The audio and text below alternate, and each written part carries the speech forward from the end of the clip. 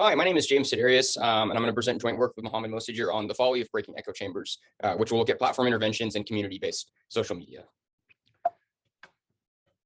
So when you think about community-based social media, one of the common sort of notions is thinking about pages on Facebook that people might like based on interest. So for example, the Boston Red Sox or Marvel Studios. There can also be sort of community-based social media on advice that you see on Reddit. So example, Life Pro Tips, which is like a life advice community, as well as Personal Finance, which is suggestions for how to better manage finances in the household.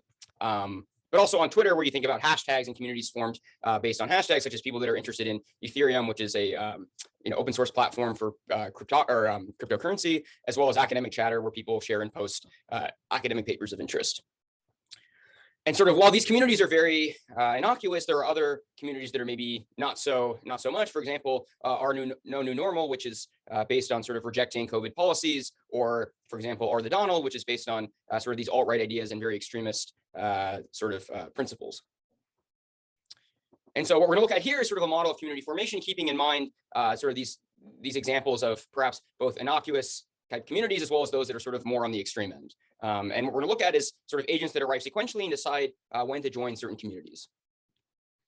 So we suppose that an agent is going to be born with some multidimensional belief. This is going to be some vector, and this is going to be drawn with some distribution that has density H. So people may be clustered to certain beliefs, or maybe certain regions of the belief space might be very sparse. And you can sort of think of this as interest in politics, whether you're a left-leaning or right-leaning person, whether you're into movies, entertainment, music, whether you have a passion for hiking the Pacific Northwest or not. And so sort of this density H is going to capture the sort of distribution of passions. And the idea is there are going to be M communities, and each of these communities are going to represent some sort of belief, and the agent is going to choose a single community to join where sort of the average belief in that community is closest to their current belief. And so what we assume is that each community J is going to have an average belief, which is exactly what it sounds like. It's sort of weighted proportionally to the number of people in that community and what their beliefs are when they join. And then when some agent joins, of course, this is going to, their belief when they enter the community is going to sort of move the belief of the page in a certain direction that's proportional to the number of people that are already in that community and what their belief is when they enter. And again, this is sort of a stylistic model. So, here we assume that the number of communities is fixed.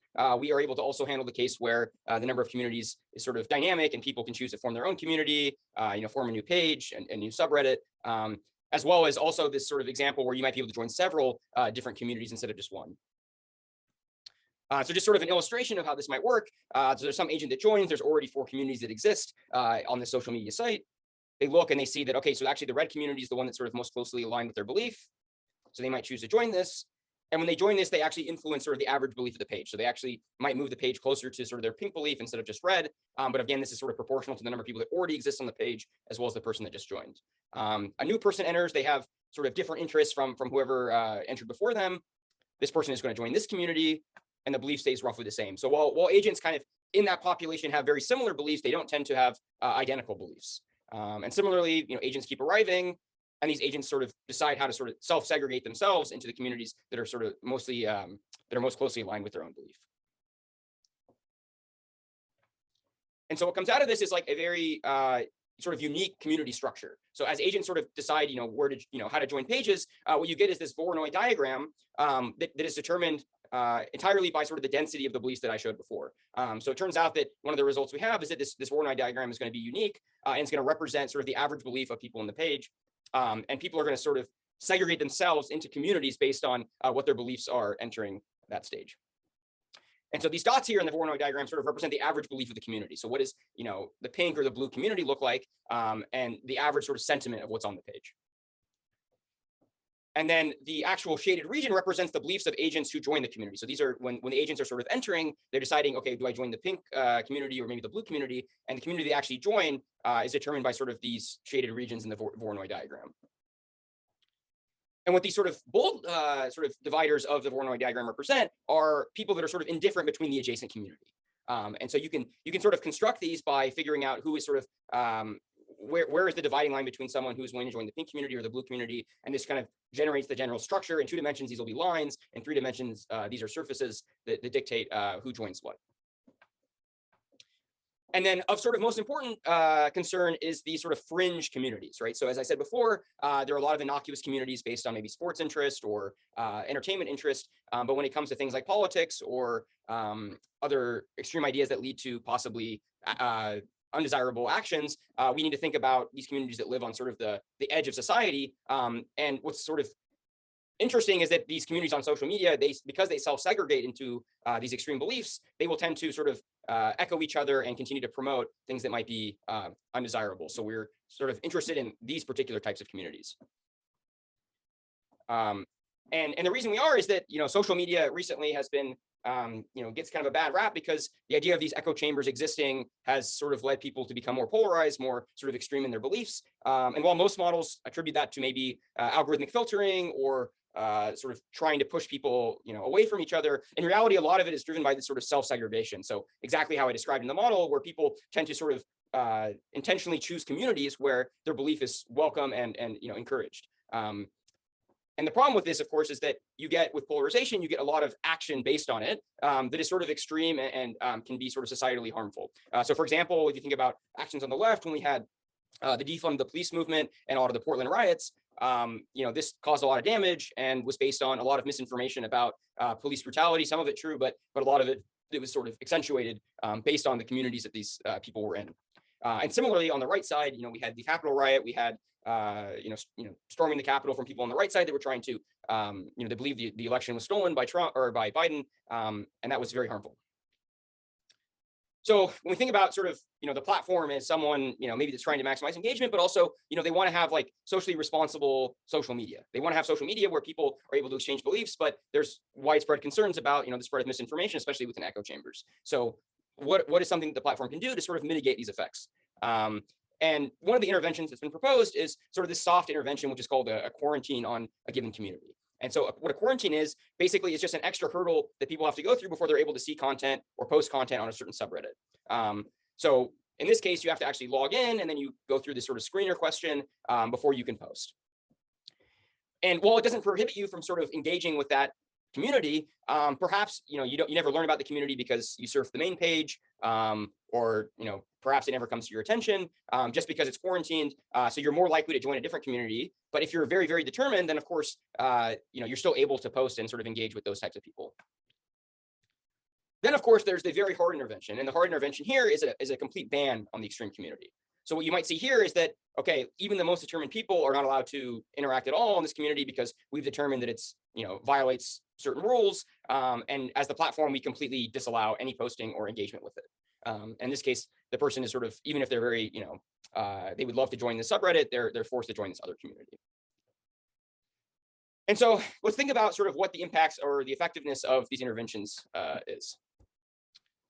So if we ban a community, we have some extreme community and we decide to ban it, then people that would have joined that community, right, instead of, they still exist, they're still want to be engaged with the platform, they're now forced to join a more moderate society or more moderate sort of subreddit. So in doing so, you get a much larger page and this emergence of basically a new community that includes, moderates that are leaning somewhat close to the extreme community, but not as much. And as a result, what you end up with is a sentiment of the page that is relatively okay. And so by essentially banning this extreme group, you create a community that is, yes, it's very, it leans very hard in one direction, but it's much more innocuous than what it was before. And so in general, this type of intervention can be good. And this is the classic sort of intuition, is that by banning this, you create a community that's a little bit more well-rounded. And, this was done with 4chan when there was a lot of upheaval related to, white supremacy riots that were kind of, that started based on the politically incorrect channel on 4chan. And when 4chan decided to ban this, the intervention actually, led to a lot less sort of aggression as a result. Now let's consider, though, the fact that there might be some more subtlety to this problem, right? So think about the fact that there might be a very small fringe community, and this community is an echo chamber that talks about very extreme ideas, and sort of a naive, platform that is trying to make extremism lower decides to ban this community altogether.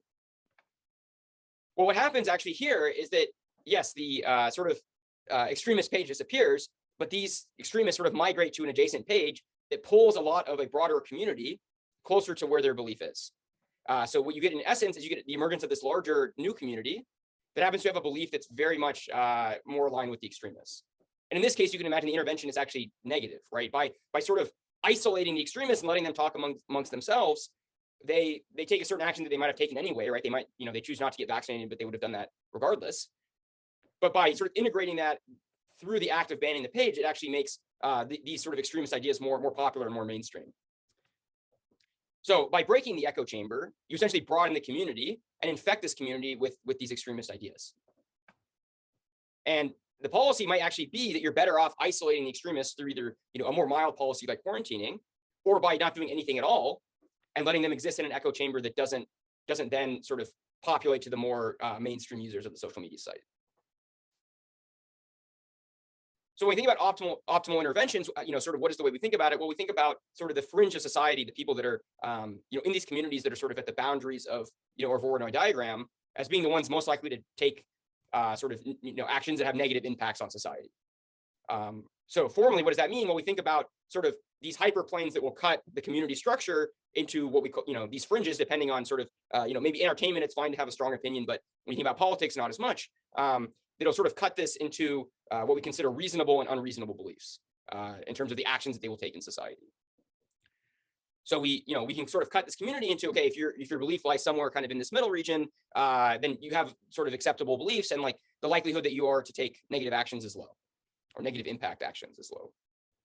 Whereas when you're on the fringe, it's much more dangerous. And what we find is that through a somewhat involved algorithm is that we're able to compute these optimal interventions. So what community should you quarantine? Which one should you ban? When should you take no action at all? And it's a difficult problem because, sort of with the two forces I just identified, where we have one force that sort of pushes in the direction of, intervening and trying to moderate communities, the other effect of also kind of quarantining echo chambers that are very, very toxic means that the intervention policy is very subtle and very rich. And in particular, as we sort of shrink and expand the acceptable region, the intensity of the intervention, so whether you should do nothing, do a weak intervention, or do a strong one, is non-monotone. And so this policy is actually very, very involved. And when policymakers think about, enacting these, they need to be very careful about how they do so. And, up until now, we've thought about these short-run interventions where, you're trying to essentially, you find an echo chamber that you think is toxic and you want to moderate it. So you might, ban it. This might be, effective, for instance, like in the run up to an election, or maybe there was a catastrophic event where you want to moderate beliefs in a short amount of time. And this is, we have an algorithm that's able to determine how you should do that. But in the long run, things are very different, right? So instead of just sort of or treating the symptoms, right, trying to eliminate extremist groups in the short run, maybe you want to set up a social media platform that is very stable and the communities are sort of inherently going to be moderate. And this is sort of, curing the disease instead of just treating it in the short run, with this one extremist page or this one extremist subreddit. And so when we think about the long run analysis, it gets also more complicated. And in fact, what we can see is that sometimes policies that work super well or interventions that work super well in the short run will actually backfire or do worse in the long run, and vice versa. And the reason is that, when you think about these short run interventions, you're really looking at local properties of the Voronoi diagram. You're looking at how you could combine communities in a way to either, to limit it, echo chambers without, sort of pulling people in and infecting them with extreme ideas. But when you look at the long run analysis, the Voronoi diagram sort of reestablishes an entire equilibrium. So it sort of changes its entire structure, and the policy becomes a lot more subtle. And so what we did is sort of to demonstrate these ideas is thinking about how banning pages might have changed the sentiment of other communities on Reddit. So for example, Are the Donald was founded on June 27, 2015. It was quarantined on June 26, 2019, so roughly 4 years later. And then it was banned about a year after that. So this provides sort of a rich structure for looking at how similarly related communities might have changed their sentiment. And this was a very large community. This had 725,000 followers, so it was there was serious impact. And data also showed that these while there was other social media sites that sort of became popular after that, such as Trump's new social media site and Parler, that a lot of these subscribers actually remained on Reddit but just went to different subreddits. And so the central questions that we're sort of interested in looking at is, if we use supervised learning, can we accurately predict sort of the sentiment of Reddit subreddits? So can we train a model that will be very good at predicting out of sample whether a certain post came from a certain subreddit? And the second question we looked at is how do sort of related communities change, or how does the sentiment of those communities change when there is a policy that quarantines or bans other subreddits? And finally, sort of as a baseline, looking at how the sentiment of communities that are not directly related to that subreddit change as sort of a control group. So how do we do this? Again, I'll mention that it's just preliminary and ongoing work, but this is sort of the methodology that we're thinking about, is that we take 4 subreddits. So Our Politics, which happens to be sort of left-leaning, but Are the Donald, which is kind of an alt-right subreddit, and then Are Conservative. and as well as just the Reddit homepage. And we combine these and we take all the posts and we train a natural language processing neural net to sort of make a prediction about which of the 4 subreddits the post came from. And we train this data on just the pre-quarantine, so before June 26, 2019. And the main takeaway here is just that we have a fairly good predictability rate for the different subreddits. However, what we find is that once the policy goes into effect, once Reddit decides to quarantine or the Donald and not, make it harder for users to actually post there,